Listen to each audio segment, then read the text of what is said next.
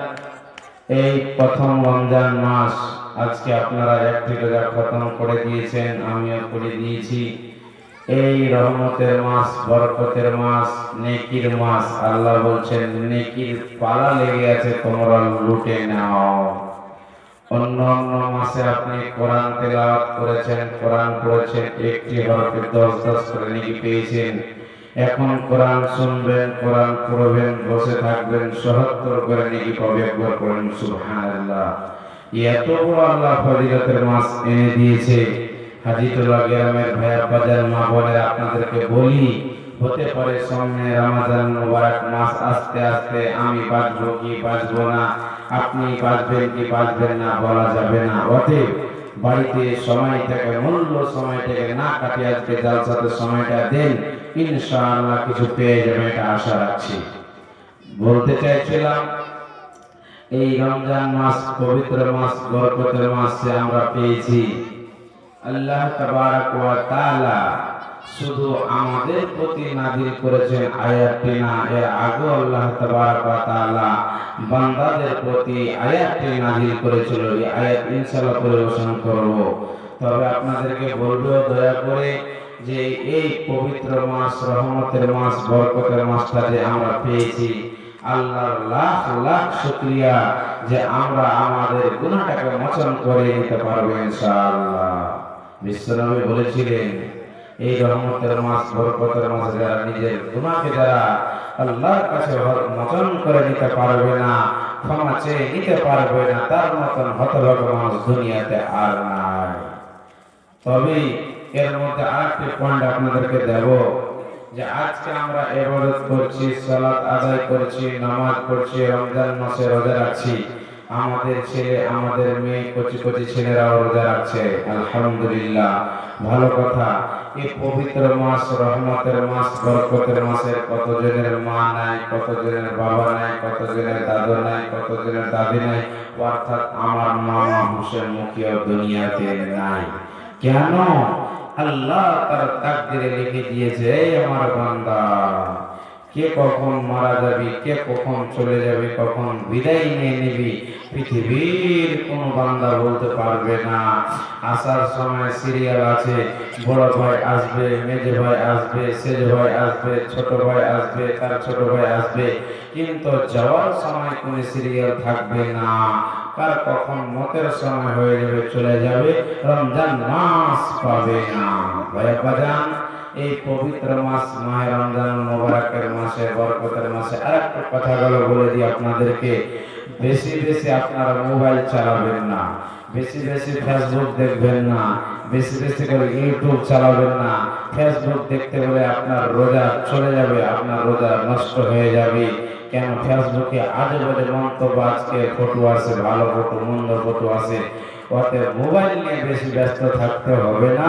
তবে মাওলানা কি নিয়ে ব্যস্ত থাকবো বলে দেন, বেশি বেশি করে এই রমজান মাস, পবিত্র মাস, বরকতের মাসে আল্লাহ তাবারক ওয়া তাআলা যে কোরআনটি নাযিল করেছে, ফি লাওহে মাহফুজে কোরআনটি রাখা ছিল।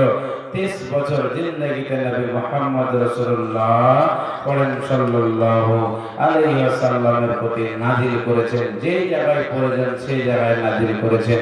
তবে একটুখানি চিন্তা ভাবনা করে দেখেন, হাজিতুল্লাহ গ্রামের লোকেরা বেশি বেশি করে রহমতের মাস, বরকতের মাসে আল্লাহর কাছে কোরআন তেলাওয়াত করুন, আল্লাহকে রাজি করিয়ে নিন। কেন? আল্লাহ বলছেন এই রোজাদার মাস, রহমতের মাসকে আমি আল্লাহ তোমাদের প্রতি নাযিল করেছে। আল্লাহর কোরআন, আল্লাহ কি বলছেন দেখুন। বিসমিল্লাহির রহমানির রহিম। ইয়া আইয়ুহাল্লাযীনা আমানু কুতিবা আলাইকুমুস সিয়ামু কামা কুতিবা আলাল্লাযীনা মিন ক্বাবলিকুম লাআল্লাকুম তাত্তাকুন। মহান আল্লাহ বলেন, এ হাজিতুল্লাহ গ্রামের বান্দা এবং বান্দিরা, তোমরা শুনে নাও, তোমরা জেনে নাও, তোমরা বুঝে নাও, আমি আল্লাহ তোমাদের প্রতি রহমতের মাস, বরকতের মাস রমজান মাসকে এনে দিয়েছি। তোমরা ভাবিও না যে মহান আল্লাহ শুধু আমাদের প্রতি এনেছে। আল্লাহ বলছেন না না না বান্দারে, আমি আল্লাহ তোমাদের পূর্বে আরো বান্দার পথে আমি রমজান মাসকে নাযিল করেছি, অবতীর্ণ করেছি। কেন? লাআল্লাকুম তাত্তাকুন, যাতে করে তোমরা মুত্তাকি হয়ে যাও, তোমরা পরহেজগার হয়ে যাও, তোমরা আল্লাহওয়ালা হয়ে যাও। এখন ভাই আব্বাজান আপনারা একটু গানে শুনে যান, একটা হাদিস আপনাদেরকে মধ্যে এখানে তুলে ধরে। মাওলানা আল্লাহ তাআলা 5 ওয়াক্ত নামাজ ফরজ করেছে। আমরা 10 ওয়াক্ত নামাজ পড়ব, নেকি বেশি নেকি হয়ে যাবে নাকি? না না না বন্ধুরে, যেটাই আল্লাহ নাযিল করেছে ওর উপরে আপনাকে আমল করে সালাত আদায় করতে হবে। পরিমাণ কম করলে গুনাহ হয়ে যাবে রে, বেশি করলে গুনাহ হয়ে যাবে, আপনার নেকি সব নষ্ট হয়ে যাবে। মধ্যখানে ছোট্ট করে আপনাদেরকে প্রশ্ন করছি, বুঝে 5 ওয়াক্ত আল্লাহ তাবারক ওয়া তাআলা নামাজ ফরজ করেছেন। আমরা আপনারা যদি 6 ওয়াক্ত নামাজ পড়িতে চলবে? জি না, চলবে না। এক মাস আল্লাহ তাবারক ওয়া তাআলা রমজান মাসের রোজা ফরজ করেছে, আমরা যদি 2 মাস রমজান মুবারকের রোজা রাখি চলবে না। একটা দলিল দিয়ে দিই, আপনারা বুঝতে পারবেন। দয়ার নবী বাড়িতে ছিলেন না, এমন সময় আল্লাহর নবীর ইবাদত জানার জন্য 3 জন রাসূলের সাহাবী হাজির হয়েছেন। হাদিসটা শুনেন বুঝতে পারবেন যে জি আজকে আমরা যত দান খয়রাত করব তার আগে আমরা কিছু শুনে আমল করব। শুনে কত কত লোক বেশি ইবাদত করার চেষ্টা করছেন, শুনে বেশিও চলবে না কমও চলবে না, যেটা আল্লাহ নাযিল করেছে সেটা চলবে। শুনে وعن أنس بن مالك رضي الله تعالى عنه يقول جاء ساتيرة بيوت أزواج النبي صلى الله عليه وسلم يسألون عن عبادة النبي صلى الله عليه وسلم। হাদিসের রাবী বন্ধুরা, 3 জন রাসূলের সাহাবারা আম্মা জান আয়েশার কাছে হাজির হয়েছেন। মা আয়েশা, আমরা জানতে চাই আল্লাহর নবী কেমন কেমন করে ইবাদত করেছেন, কি কি ইবাদত করেছেন আমরা জানতে চাই। আম্মা জান আয়েশা বললেন, ও রাসূলের সাহাবীরা, তোমরা শুনে নাও, তোমরা শুনে নাও, আল্লাহর নবী নামাজও পড়েছেন, আল্লাহর নবী নামাজও পড়েছেন, দয়ার নবী রমজানুল মুবারক মাসে রোজাও রেখেছেন। 3 নম্বর বলছে রে আল্লাহর নবী বিয়ে করেছে। এরা 3 জন বলল রে না না না না, আল্লাহর নবীর ইবাদত কম হয়েছে। কেন কেন কেন কেন কম হয়েছে?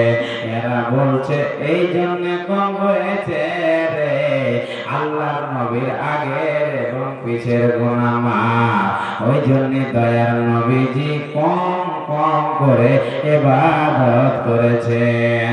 বন্ধুরা শুনে যান, 3 জনের মধ্যে একজন বলছে রে আল্লাহর নবী নামাজে পড়েছেন, রাতে ঘুমিয়েছেন, আরাম করেছেন, আমি সব সময় আল্লাহর ইবাদত করব, কোন সময় আমি ঘুমাবো না।